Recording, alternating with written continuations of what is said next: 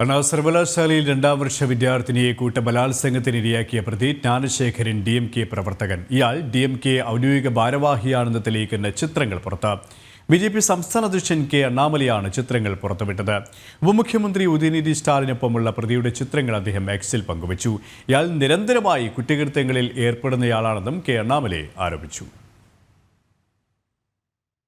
കഴിഞ്ഞ ദിവസമാണ് തമിഴ്നാടിനെ നടുക്കിയ കൂട്ടബലാത്സംഗത്തിന്റെ വാർത്ത പുറം ലോകം അറിഞ്ഞത്. അണ്ണാ സർവകലാശാലയിലെ രണ്ടാം വർഷ എഞ്ചിനീയറിംഗ് വിദ്യാർത്ഥിനിയായ പെൺകുട്ടിയെ പീഡിപ്പിച്ച സംഭവത്തിൽ പ്രതി ജ്ഞാനശേഖരനെ പോലീസ് പിടികൂടിയിരുന്നു. ജ്ഞാനശേഖരൻ DMK പ്രവർത്തകനെന്ന് കണ്ടെത്തി. DMKയുടെ ഔദ്യോഗിക ഭാരവാഹിയാണ് ഇയാളെന്നും BJP സംസ്ഥാന അധ്യക്ഷൻ K അണ്ണാമലെ പറഞ്ഞു. ഉപമുഖ്യമന്ത്രിയും മുഖ്യമന്ത്രി MK സ്റ്റാലിന്റെ മകനുമായ ഉദയനിധി സ്റ്റാലിനും മറ്റ് DMK നേതാക്കൾക്കുമൊപ്പമുള്ള പ്രതിയുടെ ചിത്രങ്ങളും അണ്ണാമലെ പുറത്തുവിട്ടു. ജ്ഞാനശേഖരൻ നിരന്തരമായി കുറ്റകൃത്യങ്ങളിൽ ഏർപ്പെടുന്ന ആളാണെന്നും അണ്ണാമലെ ആരോപിച്ചു.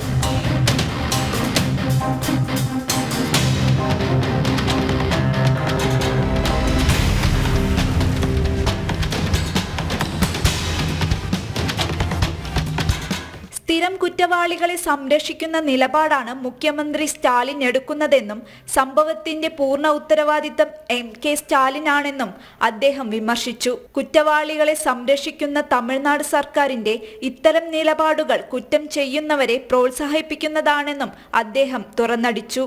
ക്രിസ്മസ് തലേന്ന് ആൺസുഹൃത്തിനൊപ്പം പള്ളിയിൽ പോയി തിരികെ വരികയായിരുന്ന പെൺകുട്ടിയെയാണ് ജ്ഞാനശേഖരനും മറ്റൊരാളും ചേർന്ന് പീഡനത്തിനിരയാക്കിയത്.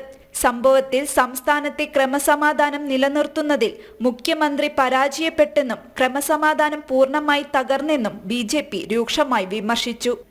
ന്യൂസ് ഡെസ്ക് ജനം.